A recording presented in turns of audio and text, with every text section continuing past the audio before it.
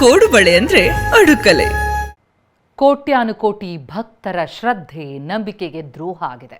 ಶ್ರೀರಾಮನ ಹುಂಡಿ ಕದ್ದವರ ಖದೀಮರ ಬಗೆಗಿನ ಸ್ಫೋಟಕ ಸಂಗತಿಗಳು ಒಂದೊಂದಾಗಿ ಬಯಲಾಗ್ತಾ ಇದೆ. ಚಂಪತ್ ರಾಯ್ ತನಗೂ ರಾಮ ಮಂದಿರಕ್ಕೂ ಋಣ ಮುಗೀತು ಅಂತ ಕಣ್ಣೀರಿಟ್ಟಿದ್ರೆ, ವಕೀಲರ ಸಂಘ ಚಂಪತ್ ರಾಯ್ ಬಂಧನಕ್ಕೆ ಆಗ್ರಹಿಸ್ತಾ ಇದೆ.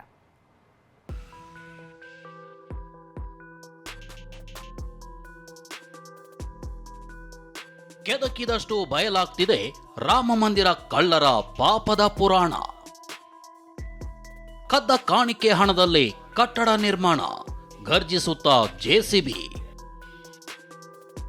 ನನ್ನ ರಾಮ ಮಂದಿರದ ಋಣ ತೀರಿತು, ಚಂಪತ್ ರಾಯ್ ಕಣ್ಣೀರು. ವಕೀಲರ ಪಾದಯಾತ್ರೆ, ಎಂಟ್ರಿ ಕೊಡುತ್ತಾ ಸಿಬಿಐ, ಇಡಿ, ಐಟಿ ಇಲಾಖೆ. ಸಾಂಪ್ರದಾಯಿಕ ರೆಸಿಪಿ, ಮತ್ತಷ್ಟು ಬೇಕೆನಿಸುವ ರುಚಿ. ಕೋಡುಬಳೆ ಅಂದ್ರೆ ಅಡುಕಲೆ.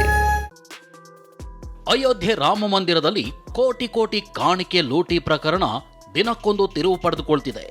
ಭಕ್ತರು ಶ್ರದ್ಧೆಯಿಂದ ಸಮರ್ಪಿಸಿದ ಕೋಟ್ಯಂತರ ರೂಪಾಯಿ ನಗದು, ಚಿನ್ನ, ಬೆಳ್ಳಿ ಕಾಣಿಕೆಗಳನ್ನ ಲೂಟಿ ಮಾಡಿರೋ ದಂಧೆಕೋರರ ಜಾಲವನ್ನ ಎಸ್ಐಟಿ ಹಾಗೂ ಪೊಲೀಸರು ಕೆದಕಿ ತೆಗೀತಿದ್ದಾರೆ. ಅಯೋಧ್ಯೆಯ ಇನಾಯತ್ ನಗರದಿಂದ ಹಿಡಿದು ಮಿಲ್ಕಿಪುರ, ಖಾಂಡ್ಸಾದವರೆಗೆ ಪೊಲೀಸರು ನಡೆಸಿದ ಸರಣಿ ದಾಳಿಗಳು ಲೂಟಿಕೋರರ ಒಂದೊಂದು ಮಸಲತ್ತನ್ನು ಬಿಚ್ಚಿಟ್ಟಿವೆ. ಅಯೋಧ್ಯೆಯ ರಾಮ ಮಂದಿರದಲ್ಲಿ ನಡೆಯುತ್ತಿರೋ ಎಲ್ಲ ಕಳ್ಳಾಟದ ಬಗ್ಗೆ ಪ್ರಧಾನಿ ನರೇಂದ್ರ ಮೋದಿಗೆ ಗೊತ್ತಿತ್ತು. ಆದರೂ ಧೃತರಾಷ್ಟ್ರನಂತೆ ಕಣ್ಣಿಗೆ ಪಟ್ಟಿ ಕಟ್ಕೊಂಡಿದ್ರು ಅಂತ ಆರೋಪಿಸಿರೋ ದೆಹಲಿ ಮಾಜಿ ಸಿಎಂ ಅರವಿಂದ್ ಕೇಜ್ರಿವಾಲ್ ಎಸ್ಐಟಿ ರಚನೆ ಜನರ ಕಣ್ಣೊರೆಸೋ ತಂತ್ರ ಅಂತ ಗುಡುಗಿದ್ದಾರೆ. सूत्रों से मुझे पता चला है कि आईबी ने कम से कम 12 रिपोर्ट प्रधानमंत्री को सौंपी है, जिसमें उन्होंने बताया कि किस तरह से कंस्ट्रक्शन में, जमीनों में और चढ़ावे के अंदर बहुत बड़े स्तर के ऊपर राम मंदिर के अंदर चोरी हो रही है. तो पता तो चला, आपको सब कुछ पता था, लेकिन आप धृतराष्ट्र की तरह चुप रहे, आंखों पे पट्टी बांधे रहे.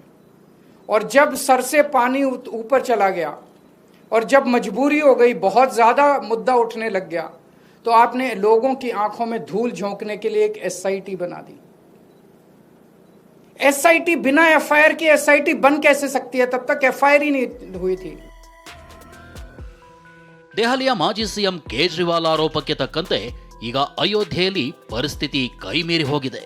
ರಾಮ ಮಂದಿರದಲ್ಲಿ ಕಾಣಿಕೆ ಹಣ ಲೂಟಿ ಮಾತ್ರವಲ್ಲ, ಉದ್ಯೋಗ ನೇಮಕಾತಿ ದಂಧೆಯು ಬಯಲಿಗೆ ಬಂದಿದೆ. ರಾಮ ಮಂದಿರ ಟ್ರಸ್ಟ್ ಸದಸ್ಯ ಅನಿಲ್ ಮಿಶ್ರಾ ಯಾವುದೇ ಅಧಿಕೃತ ಪತ್ರವಿಲ್ಲದೆ ಲಂಚ ಪಡೆದು 125 ಜನರನ್ನ ಕೆಲಸಕ್ಕೆ ನೇಮಿಸಿಕೊಂಡಿದ್ದ ಅನ್ನೋ ಆಘಾತಕಾರಿ ಸತ್ಯ ತನಿಖೆಯಲ್ಲಿ ಬೆಳಕಿಗೆ ಬಂದಿದೆ.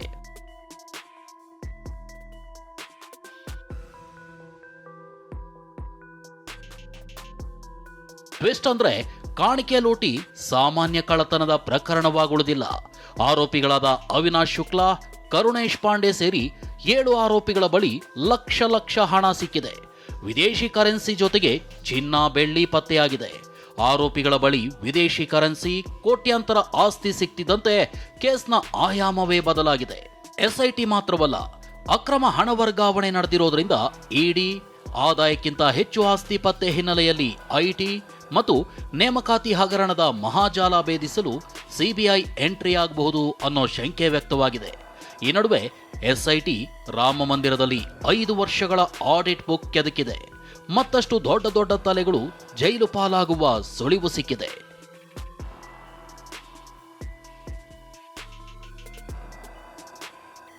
ದೇಣಿಗೆ ಹಣದಲ್ಲೇ ದಿಲ್ದಾರ್ ಆಗಿ ಹೈಫೈ ಜೀವನ ನಡೆಸುತ್ತಿದ್ದ ಆರೋಪಿಗಳಿಗೆ ಸಿಎಂ ಯೋಗಿ ಸರ್ಕಾರ ಜೆಸಿಬಿ ಶಾಸ್ತಿ ಮಾಡಲು ಮುಂದಾಗಿದೆ ಎನ್ನಲಾಗ್ತಿದೆ. ಆರೋಪಿ ಲವಕುಶ್ ಮಿಶ್ರಾ ದೇಗುಲದಲ್ಲಿ ಕೇವಲ 18,000 ಸಂಬಳಕ್ಕೆ ಕೆಲಸ ಮಾಡ್ತಿದ್ದ. ಆದರೆ ಕೋಟಿ ರೂಪಾಯಿ ಮೌಲ್ಯದ ಮನೆ ಕಟ್ಟಿಸ್ತಿದ್ದು ಇಡೀ ಮನೆ ಕೆಡವಲು ಅಯೋಧ್ಯೆ ಅಭಿವೃದ್ಧಿ ಪ್ರಾಧಿಕಾರ ನೋಟಿಸ್ ಕೊಟ್ಟಿದೆ. ಸದ್ಯದಲ್ಲೇ ಬುಲ್ಡೋಸರ್ ಕಾರ್ಯಾಚರಣೆ ಶುರುವಾಗಲಿದೆ ಎನ್ನಲಾಗ್ತಿದೆ.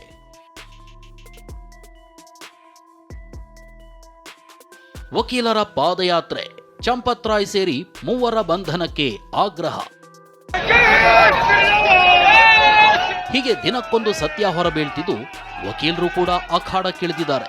ಇವತ್ತು ಫೈಜಾಬಾದ್ ವಕೀಲರ ಬಾರ್ ಕೌನ್ಸಿಲ್ ಬೃಹತ್ ಪಾದಯಾತ್ರೆ ನಡೆಸಿತು. ಕೋರ್ಟ್ ಆವರಣದಿಂದ ಅಯೋಧ್ಯೆ ಠಾಣೆವರೆಗೂ ಪಾದಯಾತ್ರೆ ಮಾಡಿ ಟ್ರಸ್ಟ್ನ ಪ್ರಮುಖರಾದ ಚಂಪತ್ ರಾಯ್, ಗೋಪಾಲ್ ರಾವ್ ಹಾಗೂ ಅನಿಲ್ ಮಿಶ್ರಾ ವಿರುದ್ಧ ಎಫ್ಐಆರ್ ದಾಖಲಿಸಿದ್ರು. ತಕ್ಷಣವೇ ಅರೆಸ್ಟ್ ಮಾಡುವಂತೆ ವಕೀಲರು ಒತ್ತಾಯಿಸಿದ್ರು. ಇನ್ನು ರಾಮನ ಅಪ್ರತಿಮ ಸೇವಕನೆಂದು ಬೇಕ್ತಿದ್ದ ಚಂಪತ್ ರಾಯ್ ನನ್ನ ರಾಮ ಮಂದಿರದ ಋಣ ತೀರ್ತು ಅಂತ ಆಪ್ತರ ಮುಂದೆ ಕಣ್ಣೀರು ಹಾಕಿದ್ದಾರಂತೆ. ನನ್ನವರೇ ನನ್ನ ಬೆನ್ನಿಗೆ ಚೂರಿ ಹಾಕಿದ್ರು. ಅಪವಾದ ಹೊತ್ತು ರಾಮ ಮಂದಿರದಲ್ಲಿ ಸೇವೆ ಸಲ್ಲಿಸಲಾರೆ, ಮಂದಿರದಲ್ಲಿ ನನ್ನ ಸೇವೆ ಮುಗಿದ ಅಧ್ಯಾಯ ಅಂತ ಕಣ್ಣೀರಿಟ್ಟಿದ್ದಾರಂತೆ.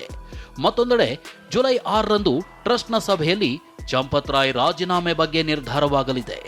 Bureau report, TV9. ಕೋಡುಬಳೆ ಅಂದ್ರೆ ಅಡುಕಲೆ.